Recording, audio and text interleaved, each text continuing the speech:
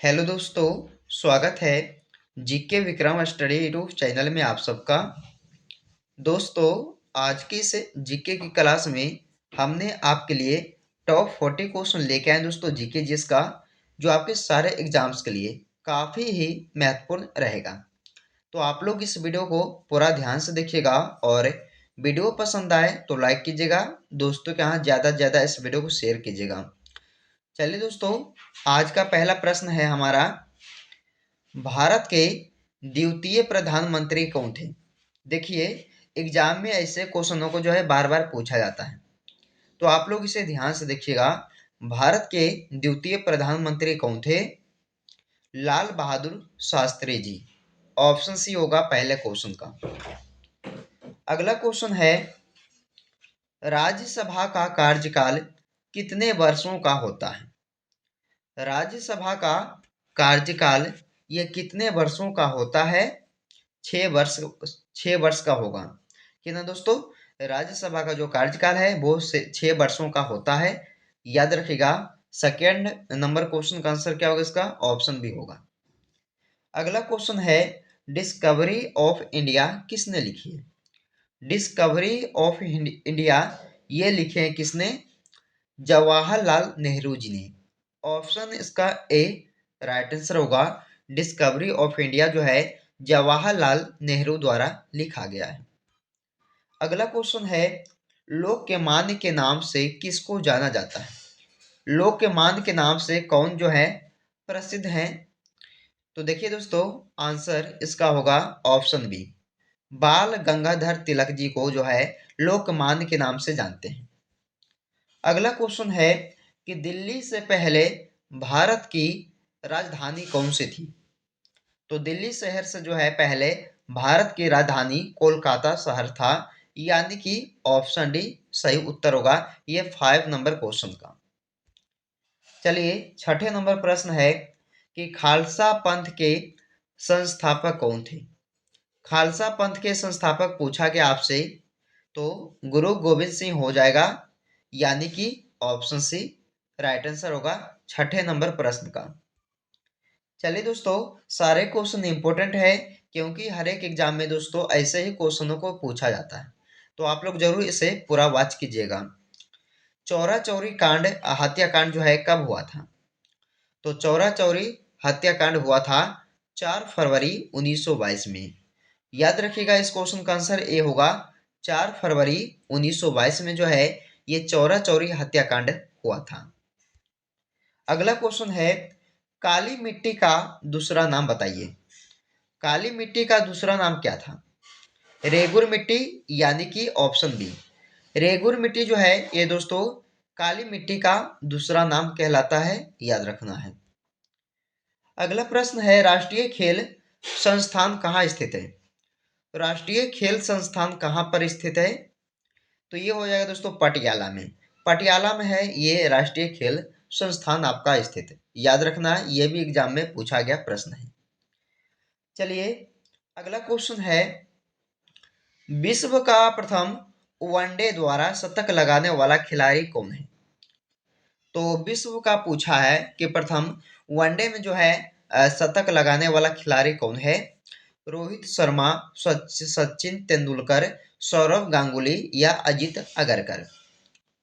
तो आंसर कीजिएगा आप सब दोस्तों, आप सब ऑप्शन बी सचिन तेंदुलकर, जो प्रथम वनडे विश्व में जो है ये शतक लगाने वाला खिलाड़ी है। अगला क्वेश्चन है, 1913 में किसको नोबेल पुरस्कार मिला था?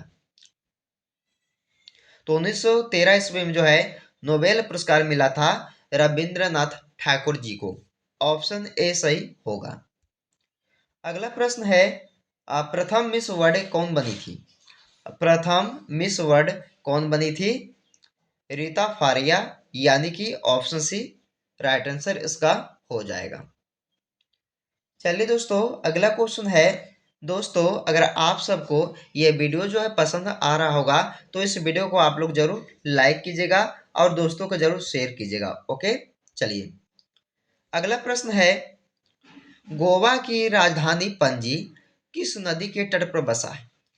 गोवा की राजधानी पणजी जो है ये कौन सी नदी पर नदी के तट पर बसा हुआ है? तो मांडवी नदी के तट पर बसा हुआ है गोवा की राजधानी पणजी। ऑप्शन बी इस क्वेश्चन का आंसर होगा, याद रखना है। अगला प्रश्न है कि आगरा किस नदी के तट पर बसा है?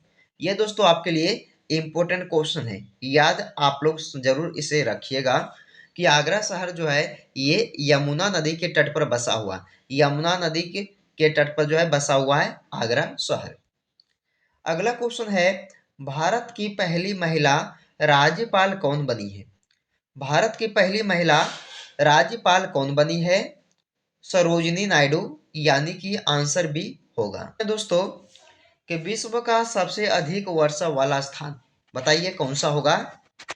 तो विश्व का सबसे अधिक वर्षा वाला स्थान जो है ये मेघालय राज्य का जो है मासिनराम में जो है सबसे अधिक वर्षा वाला स्थान कहलाता है। चलिए अगला अगला क्वेश्चन है, राज्यपाल की नियुक्ति कौन करता है? राज्यपाल की नियुक्ति कौन करता है? राष्ट्रपति, यानी कि ऑप्शन ए। अगला प्रश्न है कि गीत जय हो के लेखक कौन है? मोस्ट इंपोर्टेंट क्वेश्चन है, जय हो के लेखक कौन है? गुलजार यानी कि ऑप्शन बी। याद रखिएगा दोस्तों, गुलजार जो है ये जय हो के लेखक है।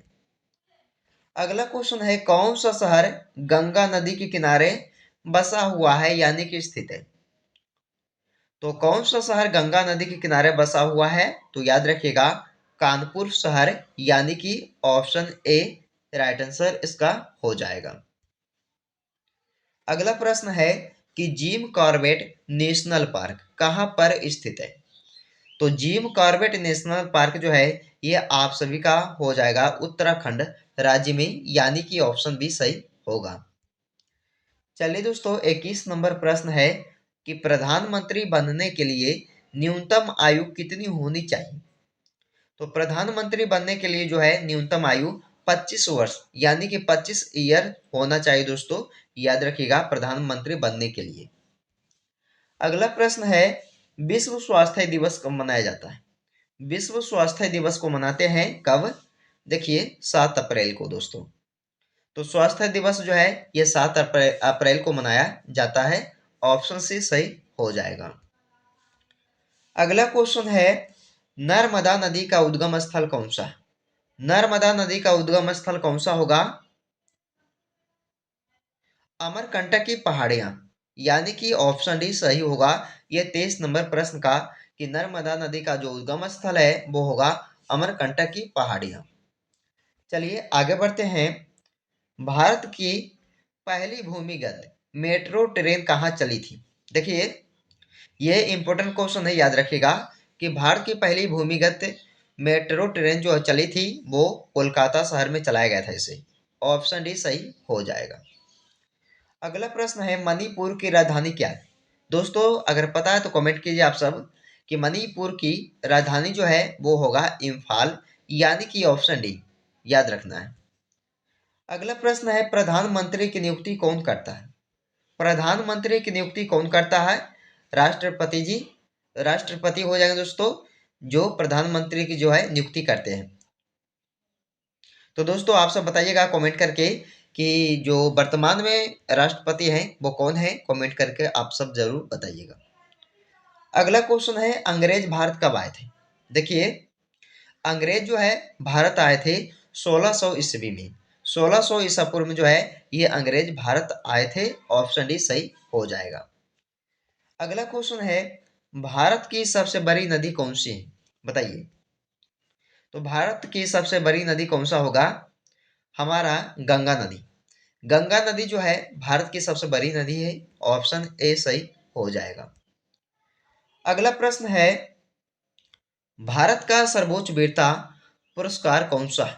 तो भारत का सर्वोच्च वीरता पुरस्कार पूछा है, तो वीरता पुरस्कार आप सबका हो जाएगा दोस्तों परमवीर चक्र, यानी कि ऑप्शन डी सही होगा।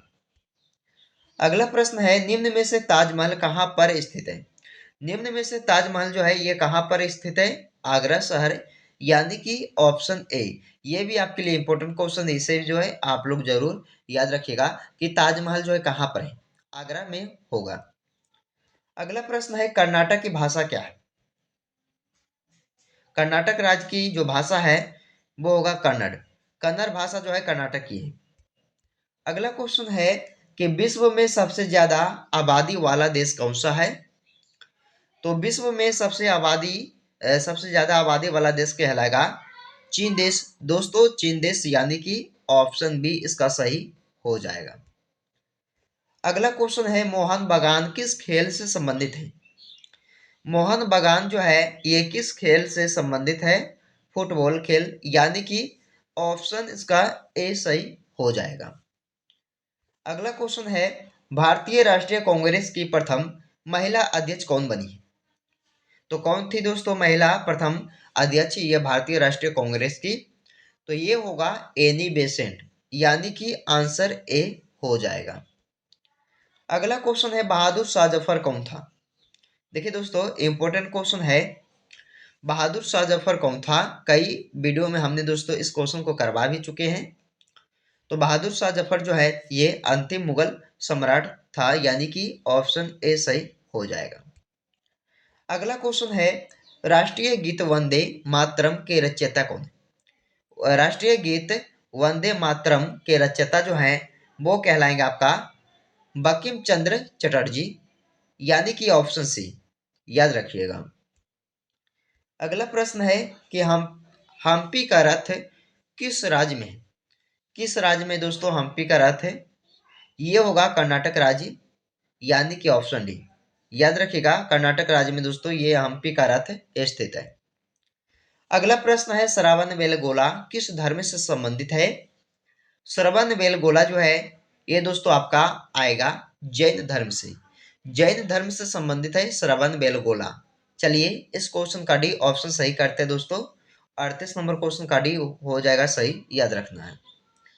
अगला प्रश्न है पंडित जवाहरलाल नेहरू की समाधि स्थल का नाम क्या है? तो पंडित जवाहरलाल नेहरू जी का जो समाधि स्थल का नाम है वो कहलाएगा शांति घाट। शांति घाट, यानी कि ऑप्शन बी।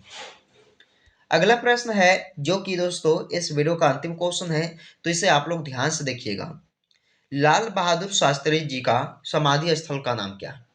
लाल बहादुर शास्त्री जी का जो समाधि स्थल है उस स्थल का नाम बताइए। विजय घाट, राजघाट, शांति घाट या वीरभूमि? तो दोस्तों विजय घाट हो जाएगा लाल बहादुर शास्त्री जी का समाधि स्थल का नाम, याद रखना है। ऑप्शन ए इस क्वेश्चन का राइट आंसर आपका हो जाएगा। तो दोस्तों हमने आपके लिए टॉप 40 क्वेश्चन यानी 40 क्वेश्चन जो है इस वीडियो में जीके जिसका कवर किए हैं, जो आपके सारे एग्जाम्स के लिए काफ़ी ही महत्वपूर्ण रहेगा। जो हर एग्जाम में पूछा जाता है वही क्वेश्चन जो है इस वीडियो में हमने आपके लिए कवर किए हैं। तो आप लोग इस वीडियो को जो है ध्यान से देखिएगा, लाइक कीजिएगा दोस्तों इस वीडियो को, और दोस्तों के यहाँ ज़्यादा से ज़्यादा इस वीडियो को शेयर कीजिएगा। तो चलिए दोस्तों आपसे फिर मिलते हैं अगले वीडियो में। जब तक आप लोग इस वीडियो को पूरा वॉच करके ही जाइएगा।